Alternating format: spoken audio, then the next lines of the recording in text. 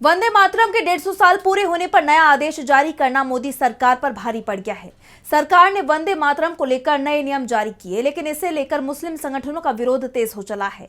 देश भर में सरकार के इस फैसले की आलोचना हो रही है, इसे मानने से इनकार किया जा रहा है। तो कैसे वंदे मातरम पर अपने ही फैसले पर घिरी मोदी सरकार, और क्या है पूरी खबर, जानेंगे इस रिपोर्ट में। केंद्र सरकार ने राष्ट्रगीत वंदे मातरम को लेकर नई गाइडलाइंस जारी की है और अब सरकार के इस फैसले का मुस्लिम संगठनों की तरफ से भारी विरोध होने लगा है। जमीयत उलमाए हिंद के अध्यक्ष मौलाना अरशद मदनी ने इसे पक्षपाती फैसला बताया है। उन्होंने कहा है कि ये संविधान में दी गई धार्मिक आजादी पर हमला है। वहीं इंडियन यूनियन मुस्लिम लीग के उपाध्यक्ष मौलाना कौसर हयात खान ने इसे हिंदू संस्कृति थोपने की कोशिश करार दिया। उनका कहना है कि मुसलमान अल्लाह के सिवा किसी और की इबादत नहीं कर सकते। गीत की कुछ पंक्तियां इस्लाम की मान्यताओं के विपरीत है, इसलिए इसे स्वीकार नहीं किया जा सकता। आइए एक बार जान लेते हैं कि वंदे मातरम के ये नियम क्या हैं, जिसे लेकर विवाद छिड़ा हुआ है। सरकारी कार्यक्रमों में वंदे मातरम जरूरी। 6 छंद का पूरा 3 मिनट 10 सेकंड वाला संस्करण बजेगा।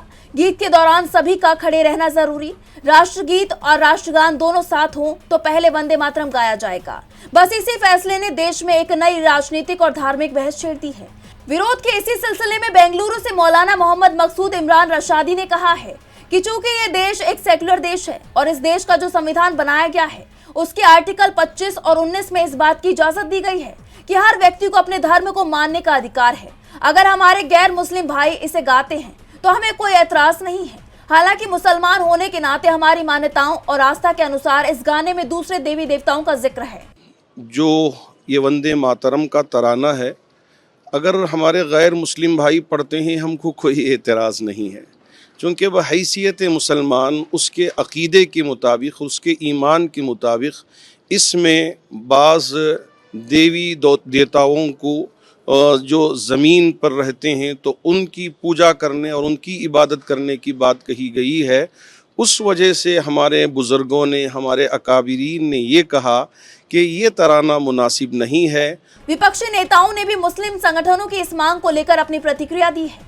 कांग्रेस सांसद इमरान मसूद ने कहा है, हाँ, नहीं किया जा सकता।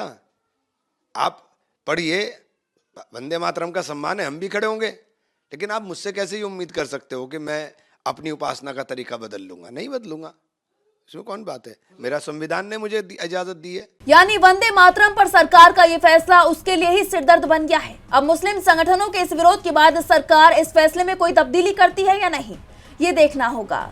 DB लाइव की रिपोर्ट।